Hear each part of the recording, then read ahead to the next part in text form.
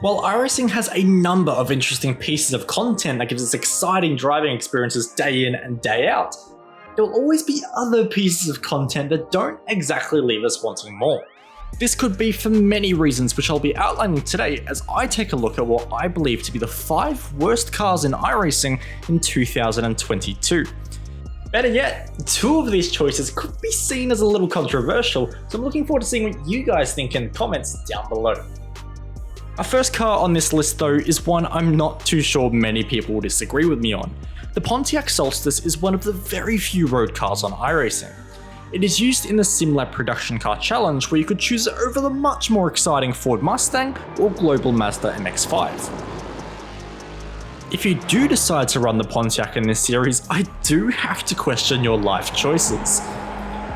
To drive, the Pontiac is just so damn lifeless. Its engine note is as pleasing to the ears as nails on a chalkboard, and you're almost excited to hear the sound of literally anything else, even if it's the sound of your own car crashing. But even then, you won't find yourself crashing in this car much at all if you just keep it on the black stuff. It doesn't oversteer or massively understeer, it's not upset by curbs at all, and doesn't suffer any kind of tyre wear, so throughout the entire race that you're doing, you can be sure you won't have to deal with anything exciting at all. The most fun part of recording this footage for this car was when I got to hit the escape button and leave the session entirely. It was a good car for the sim in 2008 to create some variety in what was a limited roster, but in 2022, this car should not see the light of day anymore.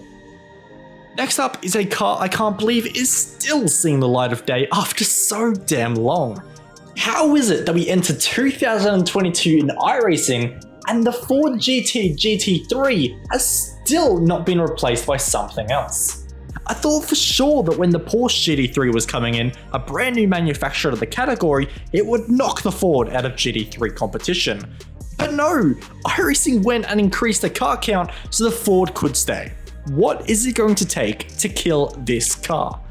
I should note I am specifically talking about the GT3 model here.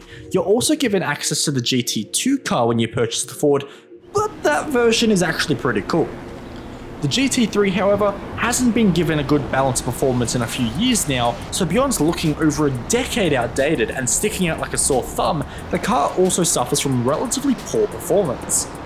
The car still held its ground pretty well on the version 6 tyre model, but the change over 2 years ago to the version 7 tyre model is what has really put this car on the back foot. To make matters worse, the Force feedback is not up to date with the more modern vehicles on the sim and is pretty hard to ignore. The lack of detail or precision through the wheel is very noticeable, especially over curb strikes, as the car tends to have a nasty rebound. The Ford GT3 has had its good moments, but I firmly believe 2022 needs to be the year this pony is put down. The following car on this list was always going to be an ambitious project from iRacing to capture the public interest, but I think it's safe to say with at the time of writing just 4 races going official so far this season out of a possible 336, it's safe to say the Dallara IR01 has failed to capture the iRacing community's interests. The concept in theory was good. A modern Grand Prix chassis with futuristic styling and a goal to minimise the turbulent air effects while slapping a big fat screaming V12 into the back of the car. For most, that sounds like a winning concept. The issue was though, the car just didn't quite work. The Dallara's handling model is hard to be described as anything other than a Grand Prix car with shopping cart tyres. It just has this super odd disconnected feeling between the front and the rear of the car, with the steering movements required to go fast being so small that it feels highly unnatural, if you will, even awkward. The car would move around from side to side on the straights at launch as if you were playing on a gamepad controller without a dead zone, which, although it has improved significantly since, is still not fully resolved.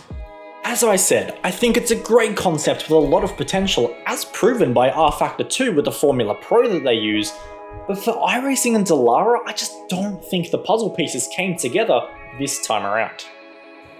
The fourth car on this list is something that I don't think many people would disagree with me either.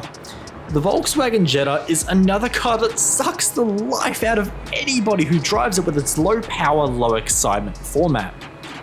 The The car is okay to drive until you touch a curb where the car will suffer more rebounds than Taylor Swift.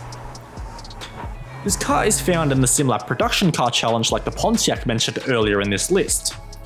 To its credit, it does have a surprising number of people racing it, likely due to it being free content, but suppose you're after a front-wheel drive car to run around in, I just can't see how you could ever justify choosing the Jetta over a modern TCR car.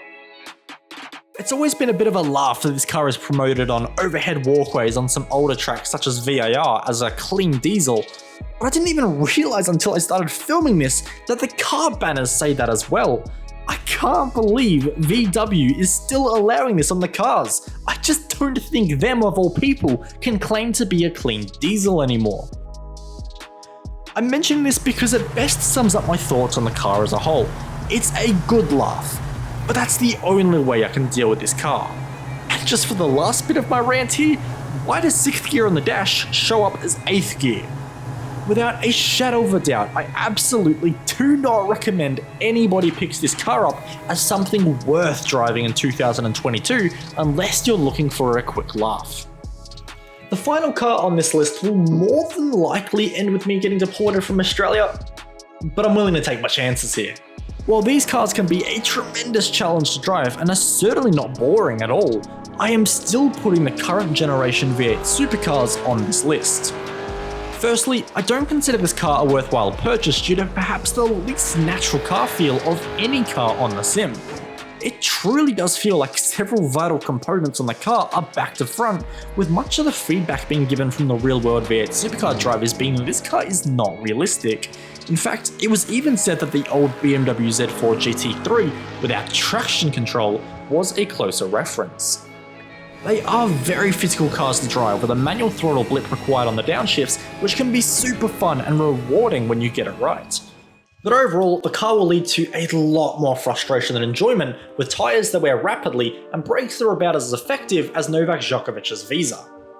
To add to this, the car has abysmal participation outside of Australia and dedicated strength of field races for American time zones. These kind of videos are always a pretty fun debate, so by all means do let me know your thoughts on what you consider to be the 5 worst cars on iRacing in 2022.